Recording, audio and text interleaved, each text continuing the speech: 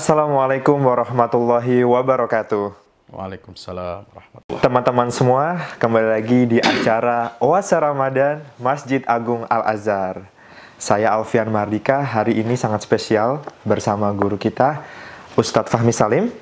Beliau adalah Ketua Majelis Intelektual dan Ulama Muda Indonesia dan juga sebagai Komisi Dakwah di Majelis Ulama Indonesia. Apa kabar Ustadz hari ini? Alhamdulillah baik, alhamdulillah, syukran atas undangannya. Alhamdulillah bisa jumpa lagi dengan teman-teman, ya sahabat, ya remaja dan juga pemuda Al-Azhar dimanapun berada. Oke. Ustadz, hari ini insya Allah kita mau belajar tentang toleransi. Jadi toleransi ini seringkali diucapkan ya, dan juga menjadi topik yang hangat diperbincangkan. Dan kita mau belajar lebih spesifik lagi hari ini Ustadz tentang toleransi yang diajarkan oleh Nabi Muhammad SAW. Jadi seperti apa sih Ustadz toleransi ala Nabi itu Ustadz? Iya, bismillah, wassalatu wassalamu ala rasulillah wa ala alihi wa sahbihi wa man tabi'ahu wa la hawla wa la quwata illa billah. Toleransi, kalau bicara tentang toleransi,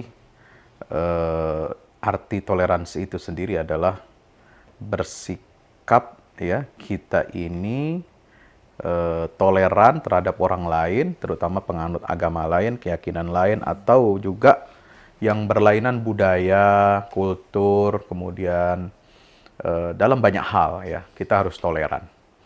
Ya, toleran itu sendiri kan sering kita maknai bahwa kita ini memberikan tenggang rasa. Ya. Dalam hal agama, kita tidak mengganggu internal agama lain. Keyakinan mereka, ya, itu adalah hak mereka. Kita tidak mengganggu. Lakum dinukum waliyadin.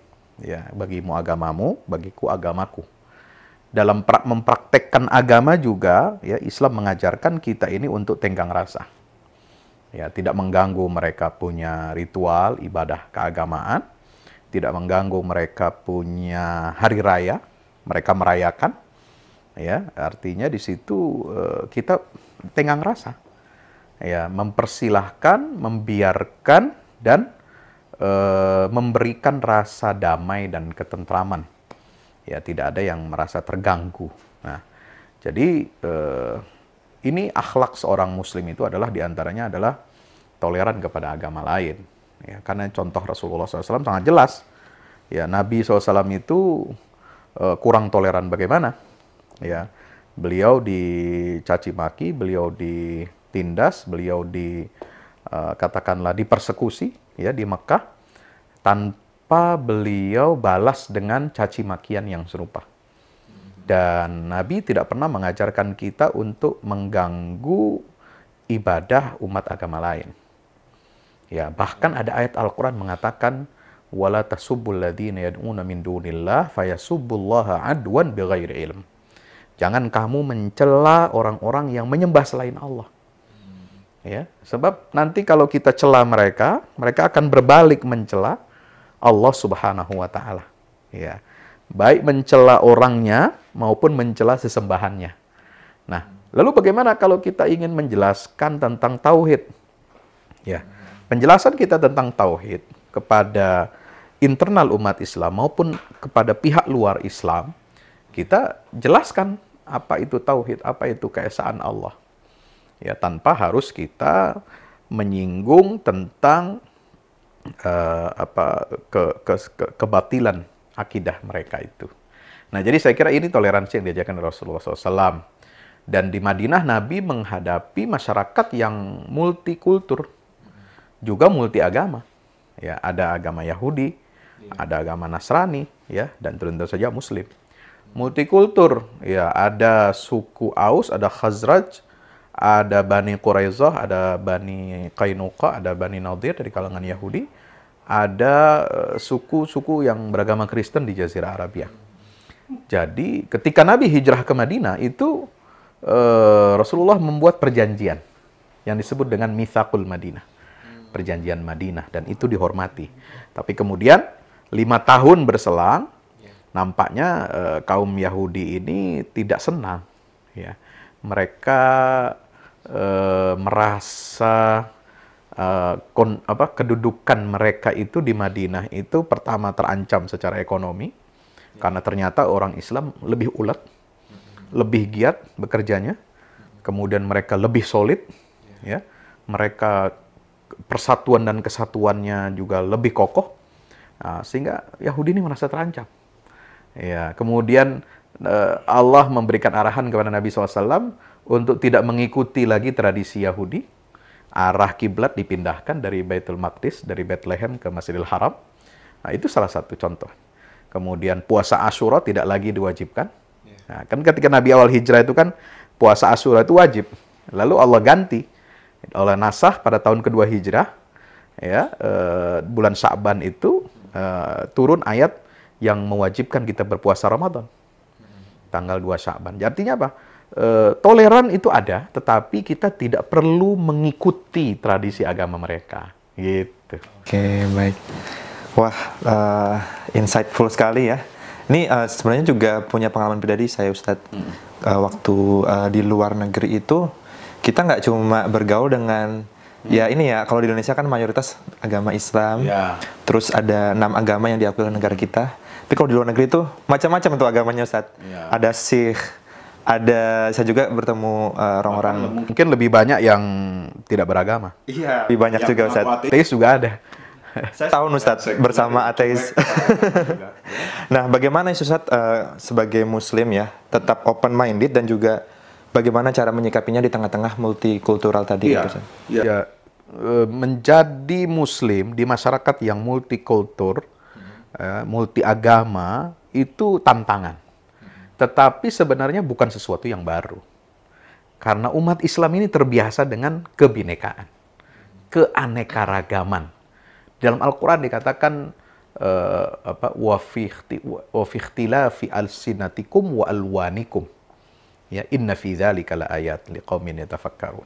Ya, itu ada perbedaan bahasa, perbedaan warna kulit. Ya ayuhan nas inna khalaqnakum min dzakari wa untha wa ja'alnakum syu'uban wa qabaila lita'arafu. Ada bangsa-bangsa, ada suku-suku. Itu supaya kita saling kenal mengenal. Dan peradaban Islam itu peradaban yang kosmopolit. Peradaban yang memberikan rasa aman kepada masyarakat minoritas non-muslim. Tapi sebaliknya misalnya, kalau muslim yang minoritas itu takutnya luar biasa. Ada ketakutan, ya.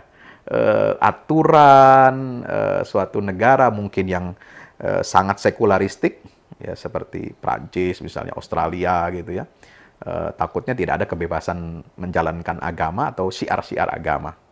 Ya, jilbab kan dilarang misalnya di Prancis gitu ya. Atau misalnya yang negara yang ketat menjalankan agama. Nah, ini kan ada diskriminasi terhadap warga minoritas. Tapi di negeri Muslim, ya, itu tidak kita dengar. Kalaupun ada, itu anomali. Kenapa? Karena Rasulullah, ya, melalui dengan ajaran Al-Quran ini, ajaran toleransi itu adalah ajaran yang menyatu dengan ajaran tauhid. Ya, Qul ya ayyuhal kafirun la a'budu ma ta'budun. Itu kan tentang tauhid. Qul huwallahu ahad, Allahus somad. Tapi diakhiri dengan apa? Lakum dinukum waliyadin. Kita jangan saling mengganggu. Ya, you punya agama, silakan you jalankan. Semakin baik Anda menjalankan agama, kita meyakini kehidupan dunia ini semakin beradab dan semakin bermoral dan semakin baik, ya, untuk kemanusiaan. Jadi agama itu bukan ancaman, gitu. Dan Islam udah terbiasa. Ya, masyarakat Muslim itu tidak ada sukunya yang monolitik. Tidak ada agama yang monolitik. Hampir semuanya itu sangat beragam, heterogen. Ya, peradaban Islam itu membuktikan, ya, ketika terjadi di Spanyol, ya, umat Islam ditindas, diusir, bahkan dibunuh dalam proses reconquista, ya, warga Yahudi itu kena imbas. Warga Yahudi kena imbas. Jadi kenapa? Karena mereka dianggap sekutunya Muslim. Yahudi itu sekutu Muslim. Waktu di Andalusia itu selama 7 abad. Sehingga dianggap oleh negara kerajaan Kristen Eropa, ini Yahudi ini musuhnya Kristen. Ya, apalagi mereka punya permusuhan ini ya, ideologis ya, berkental gitu ya. terjadi persekusi terhadap Yahudi karena dianggap bertanggung jawab terhadap disalibnya Isa Al-Masih, gitu, Yesus Kristus, gitu ya. Nah, maka Yahudi ini ya akhirnya ikut mengalami persekusi, ya. Mereka diusir juga, dibunuhi juga. Nah, di mana mereka mendapatkan ketenangan, ketentraman? Ya ditampung di wilayah Ottoman Turki. Nah, Turki menerima mereka sebagaimana kaum muslimin yang hijrah dari Andalusia itu diterima dengan baik. Mereka jadi warga negara, bukan lagi pendatang, bukan lagi imigran. Nah, Ottoman Turki itu negara yang paling plural di dunia saat itu. Ada warga bangsa Armenia, Albania, ada Turki, ada Arab, ada apa macam-macam. Keyakinannya juga macam-macam. Tapi bisa hidup berdampingan. Itu contohnya ya Yerusalem, ya Baitul Maqdis di zaman Rasulullah dijamin kebebasan beragama umat Kristiani, umat Yahudi. Ya, padahal waktu itu umat Islam belum masuk ke situ. Tapi di zaman Umar bin Khattab baru terwujud. Nah, Umar bin Khattab menjamin itu. Sampai terjadi perang salib. Nah, perang salib berbalik.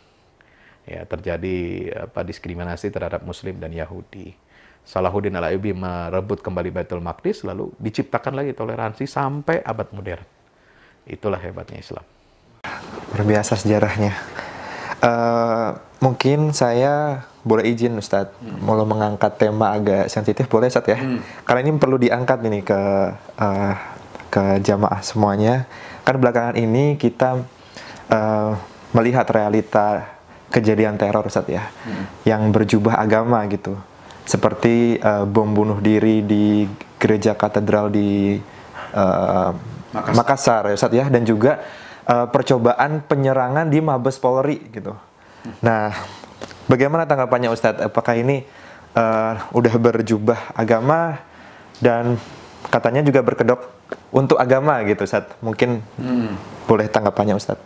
Ya, saya kira keliru besar ya kalau ada orang mengaitkan Islam itu dengan terorisme atau aksi-aksi teror.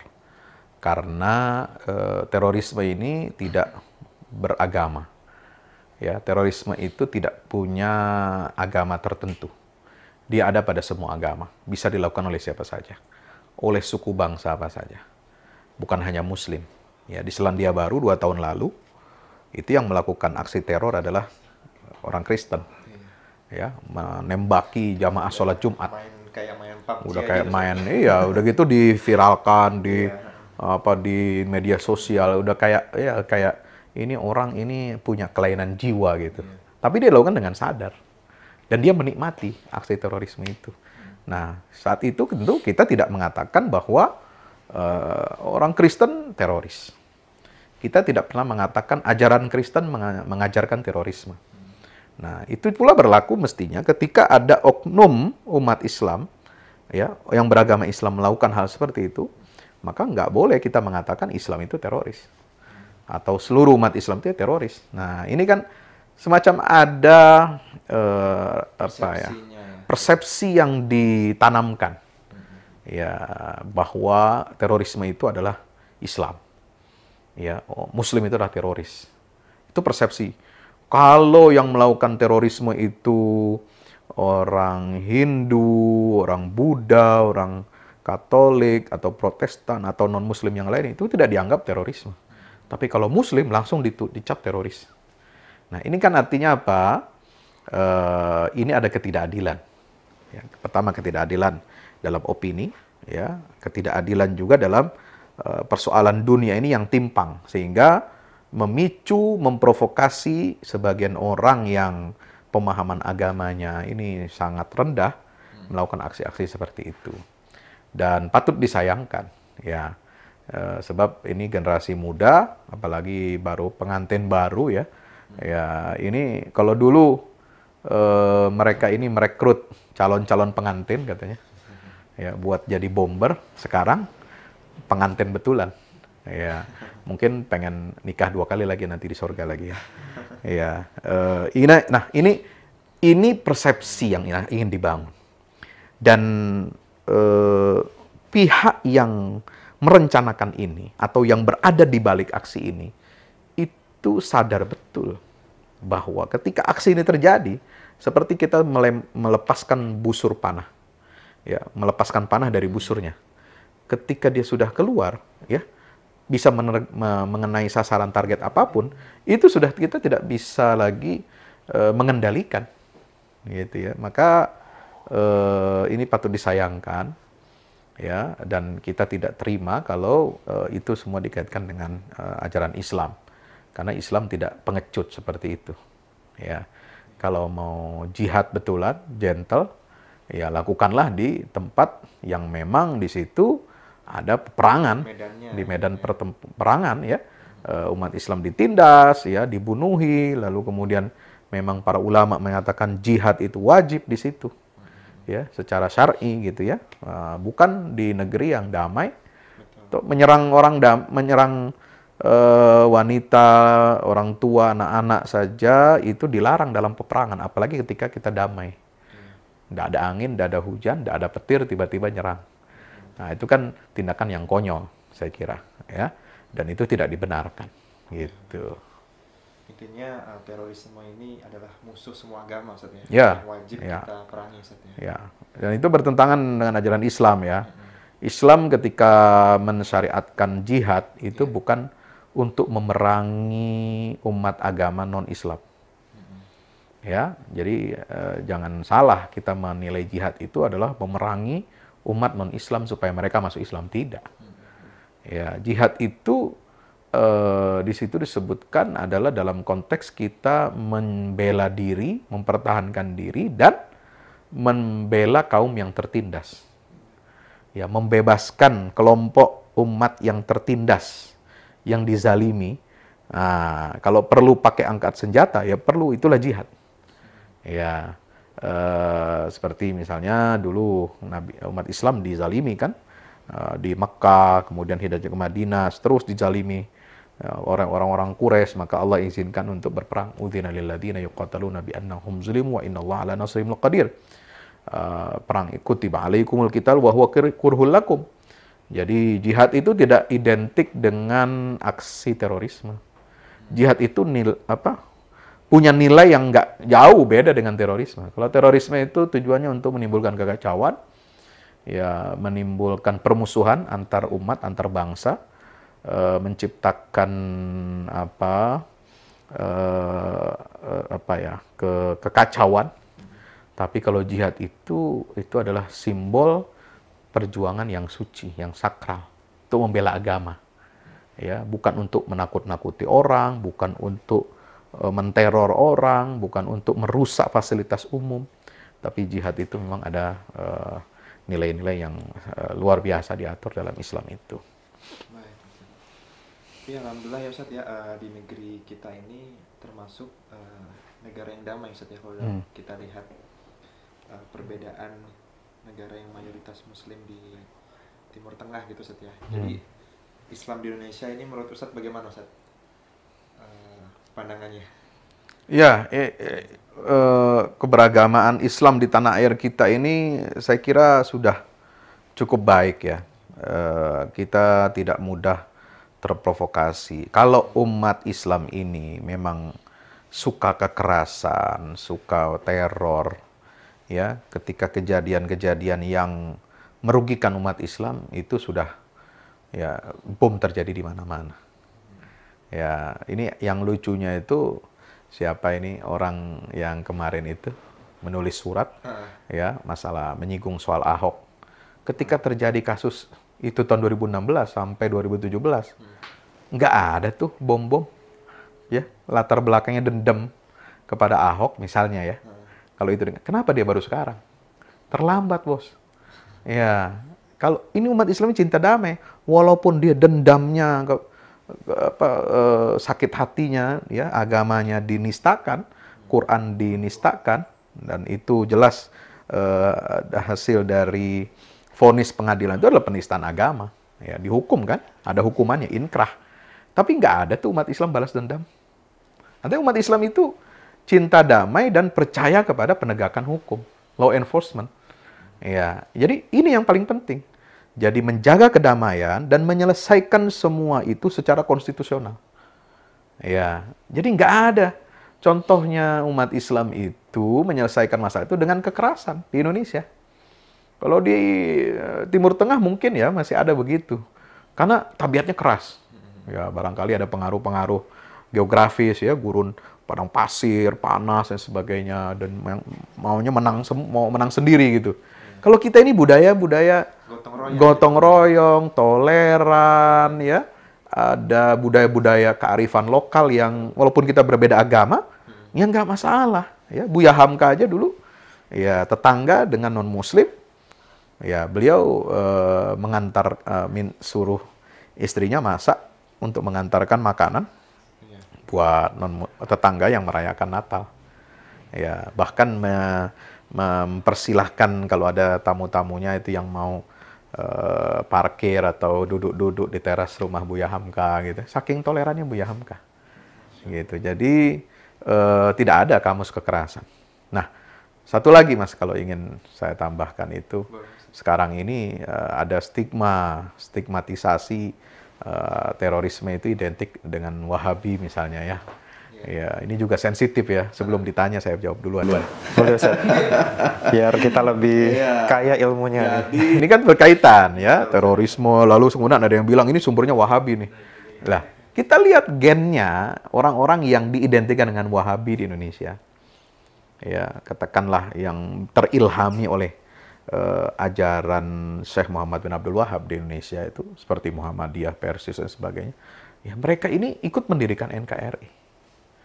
Ya, Pak Nasir itu musuh integral yang melahirkan Negara Kesatuan Republik Indonesia. Beliau itu seorang ulama modernis, artinya terpengaruh juga oleh paham ajaran Wahabi ini. Tapi nggak ada menyerukan kita ini memisahkan diri dari Republik, kita ini tidak percaya kepada pemerintah, kita ini harus memberontak. Enggak, justru beliau menyerukan persatuan. Ya, cinta tanah air. Ya, kemudian ada Hari Bela Negara. Ya, Hari Bela Negara itu kan karena ada pemerintahan darurat Republik Indonesia, Pak Syafruddin Prawira Negara, tokoh Muslim, ya, tokoh Masumi. Masumi itu selalu dituduh oleh PKI ini Wahabi. Ya, ini Wahabi ini berbahaya. Ya, bahayanya bagi komunis, gitu ya. Bukan buat NKRI, gitu ya. Bahayanya bagi orang-orang yang ingin memecah belah bangsa. Mungkin dianggap bahaya. Tetapi untuk NKRI, ya, ini semuanya baik yang modernis maupun yang tradisionalis itu semua bahu-membahu membangun bangsa. Ya, mendorong kemerdekaan Republik Indonesia. Kemudian tercipta integrasi nasional itu adalah berkat perjuangan para ulama kita, baik yang tradisional maupun yang modernis. Ya, jadi semua punya peran. Jadi jangan merasa ini negara ini milik kita sendiri gitu ya, atau milik mazhab sendiri gitu, mazhab tertentu. Jangan. Nah, itu akan menimbulkan kecurigaan ya. Kemudian kita saling menyalahkan dan itu berhasil. Ini mastermind yang menggerakkan ini semua. Terjadi aksi terorisme itu mereka tepuk tangan. Ketika umat Islam itu saling tuduh, saling menyudutkan, saling menjelekkan, bahkan ada yang memfitnah ajaran agamanya sendiri misalnya gitu ya, nggak percaya diri, minder, ya ini dampak daripada itu. Mereka berhasil membuat aksi itu gitu. Baik, luar biasa. Jadi sudah dicontohkan ulama dan tokoh-tokoh dari Indonesia ya. Sebelumnya Ustaz ya. Luar biasa. Oke, Ustadz. Satu lagi nih Ustadz. Jadi ada sudah dicontohkan oleh tokoh-tokoh terdahulu bangsa kita Ustadz ya, bahwa mencontohkan toleransi di dalam sila pertama Pancasila. Sebelumnya kan tertulis menjalankan syariat berdasarkan syariat Islam Ustadz ya, untuk menjaga tetap ketuhanan dengan kewajiban. Menjalankan syariat Islam bagi para pemeluknya. Sehingga para tokoh waktu itu menghapusnya untuk menjaga kerukunan dan persatuan NKRI. Betul Ustaz ya? Iya. Ya, inilah toleransi umat Islam itu luar biasa. Ya, umat Islam itu kalau mau menang-menangan, adu kekuatan, ya itu sejak awal sudah 100% harga mati Indonesia ini harus jadi negara Islam. Ya, tapi kan kita tidak seperti itu. Kita mengedepankan tempo seliro, tenggang rasa, sehingga kesepakatan Piagam Jakarta ini kan kesepakatan yang diambil oleh seluruh pemimpin bangsa. Ya, pada sidang-sidang BPUPK itu sudah ditetapkan ya pada tanggal 22 Juni 1945 itu Piagam Jakarta, dan itu jadi mukaddimah Undang-Undang Dasar ya, calon Undang-Undang Dasar Indonesia, dan itu yang menjadi pembukaan itu adalah semacam pernyataan ya, pernyataan pikiran para pendiri bangsa tentang visi kebangsaan itu seperti apa. Artinya Islam dan kebangsaan ini tidak bisa dipisahkan, ya, menyatu gitu ya. Nah, disitulah para tokoh-tokoh ulama kita mengambil sikap yang sangat bijaksana, menunjukkan dan mampu menyelamatkan Republik ini. Jadi umat Islam tuh menyelamatkan Republik udah berkali-kali. Pertama dari perpecahan akibat ya ada ketidakpuasan karena isi Piagam Jakarta. 18 Agustus akhirnya diambil konsensus ya dengan mencoret 7 kata, tapi diganti dengan ketuhanan yang Maha Esa jalan tengahnya. Dan ini hebat ini.